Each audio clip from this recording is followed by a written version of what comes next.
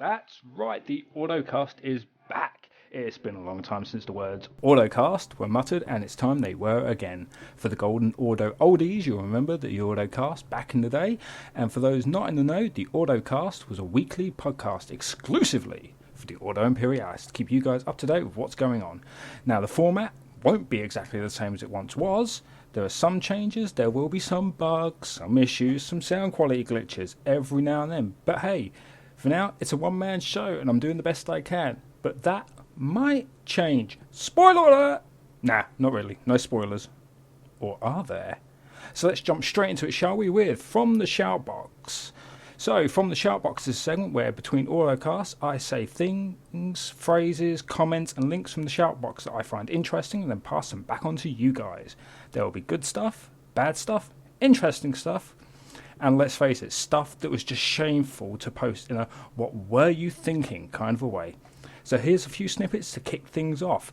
Odin47 had some Amazon news telling us that Amazon had a TOR bundle that includes 2 months of game time, and there will be a URL which I will throw in the bottom of this post. Angelin01 said that the shoutbox was looking a bit dead, so to spice things up a little, to improve everyone's mood, there's a cute little picture of Toothless from How to Train Your Dragon. And Kishoshima, the one, the only, the guy we either love to hate or hate to love, simply had this to say: Witcher 3, that is all. And so, with that, I'm going to roll right into the member exchange. So, the member exchange is just a short little snippet on what you can spend your hard-earned AP on in the exchange section. Now, I will say I will be following the exchange for about a week to 10 days before each episode of the cast is due, and I'll be giving you the direct links so you can hit them straight up to snag yourself a deal. So for this episode 1, let's see what the exchange has for you. So first up, Zoza has a copy of Borderlands 2 for the bargain steal price of just 100 AP. It's a direct delivery title over Steam, and the point of contact for any details is the Imperator himself. And if you want more information, either reply to the thread or send him a direct message. There's only one available, so get in quick before it's gone, and a requirement is that you have to friend Zoza on Steam in order to receive the game. Second up is another Zoza bargain basement, and it's for an in-game armor. It's only 20 AP, or a best offer, and because Zoza still has a complete set of ventilated triumvirate armor for Star Wars The Old Republic. It of course has no mods, and you get the chest, the boots, the gauntlet, the helmet, the belt, and the leggings. This is the armor that was released in the Club Vertica Nightlife pack, I believe, and looks pretty awesome. So to steal the deal, buy it quick before he is completely out of stock. And it is a strike for Zoza, because this one goes back quite a way, and I can only assume it's still available as it has been marked as sold. And this is another Star Wars The Old Republic in-game item, and it's a set of Reaver's armor. For those of you that play the game and are familiar with Darth Maul, the shady Sith featured heavily throughout the Rishi and Yavin storyline, will know what this armor looks like, and I can tell you it looks even better in white. So if it's still available, grab it quick. It's going for the cheap price of just 60 AP. And that is about it for the exchange in this episode.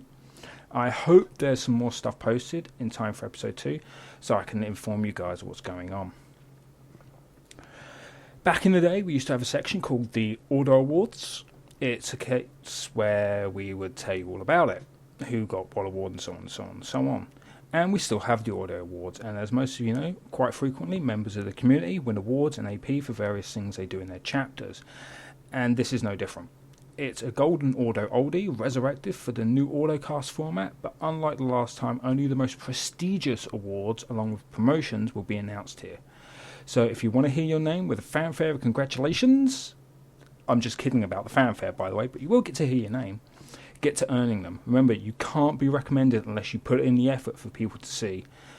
So to kick this off, we start with Hezrook, who obtained the Corona Obsidianalis, Hulkman, who got the Recruitment Award, Carvia, again another Corona Obsidianalis, Nexium, another one, Stephen Greenvoe, Recruitment Award, Thectilo, the Corona Obsidianalis, and that is that. Now, there was also a slew of awards.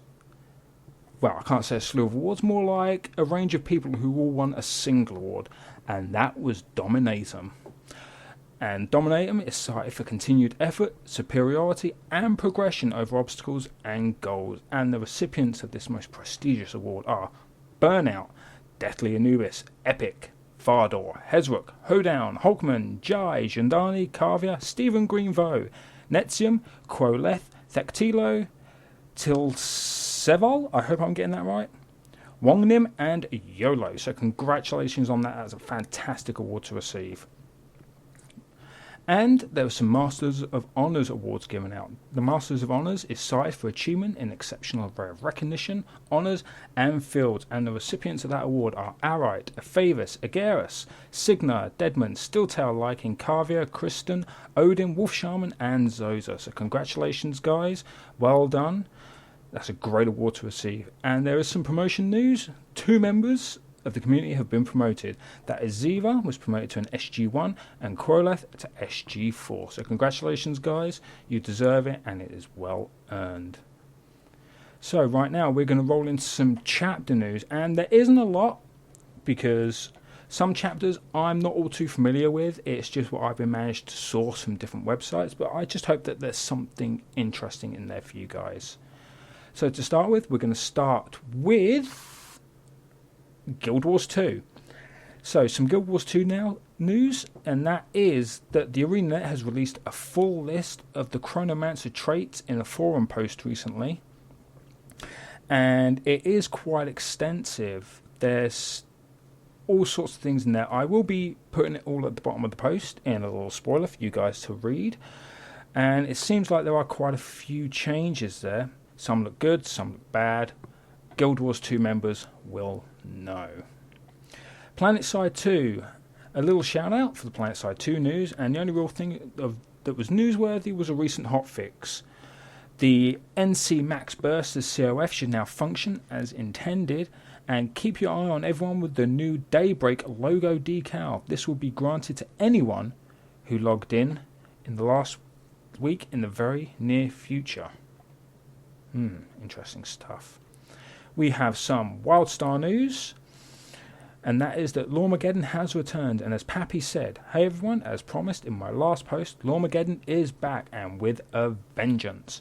This week we venture deep into the unexplored regions of Wildstar lore, answering the most burning questions from inside the rabid Lorehound community.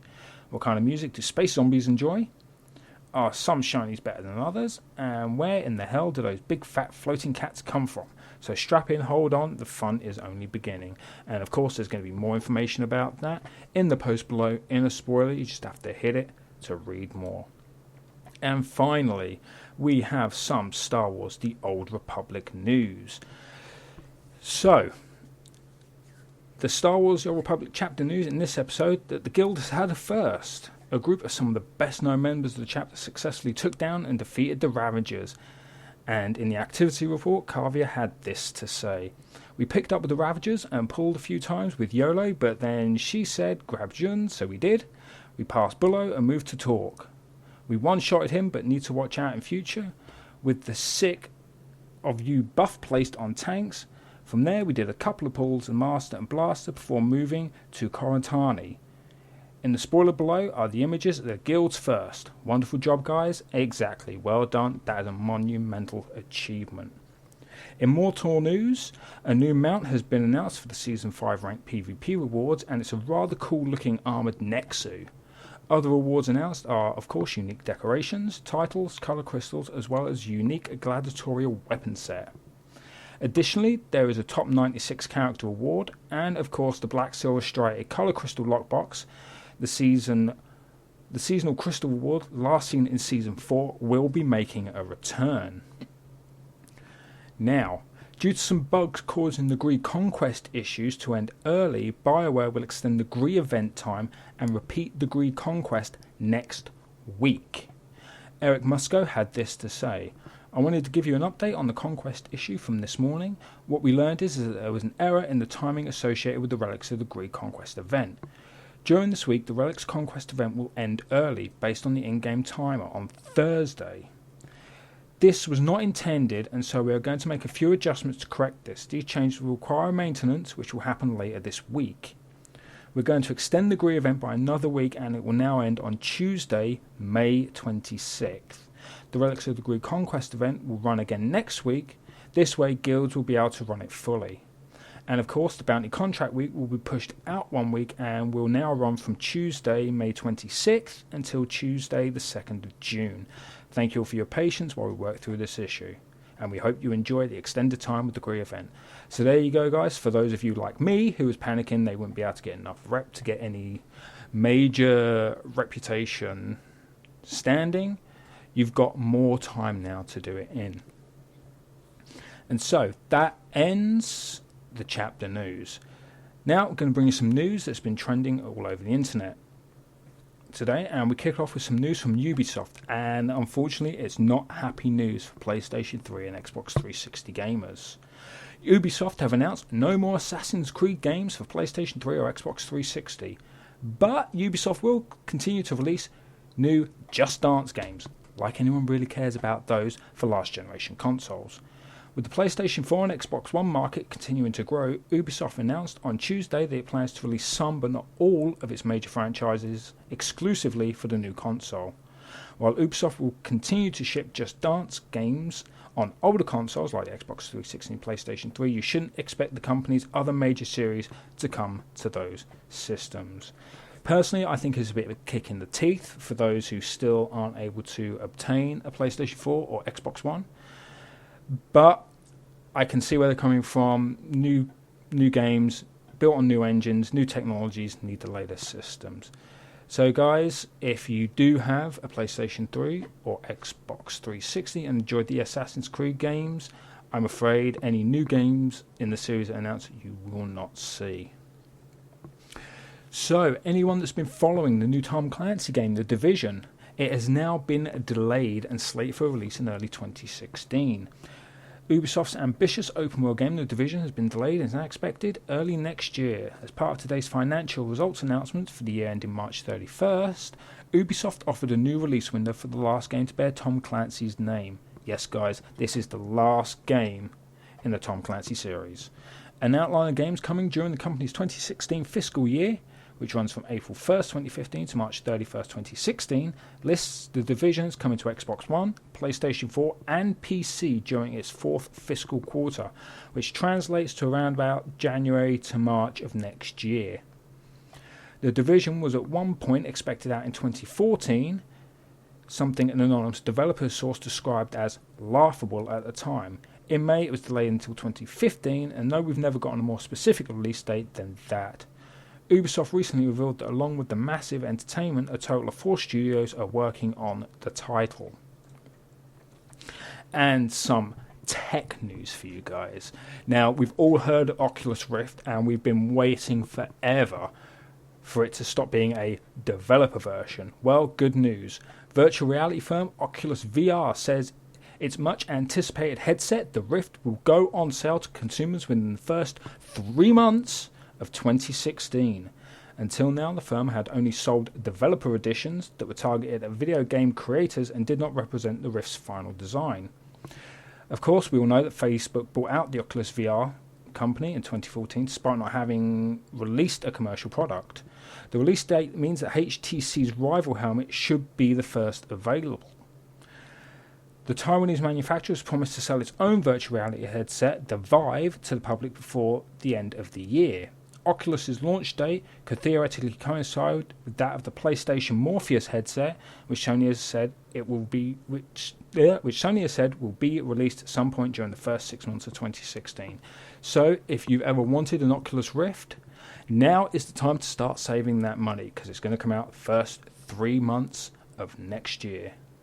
And so, that is pretty much all for the Ordocast. However, I will be ending each episode with something a little weird and crazy. And so to finish off the cast, I'll be hunting a random YouTube video, something that's completely random, and throwing it in at the bottom of the thread for your viewing pleasure. So just look down, watch the video. If you laugh, you laugh. If you don't, you don't. If you like it, watch more. So thank you for joining me for the returning episode of the Ordocast. It will improve. It will get better. That I can promise you. And who knows, I may even get to talk a few of the old familiar faces coming back for an encore. But we'll have to wait and see. So, Godspeed for epic loot, great kills, and epic moments. Till next time, I'm Esfa, and this is episode 1 of the Ordo.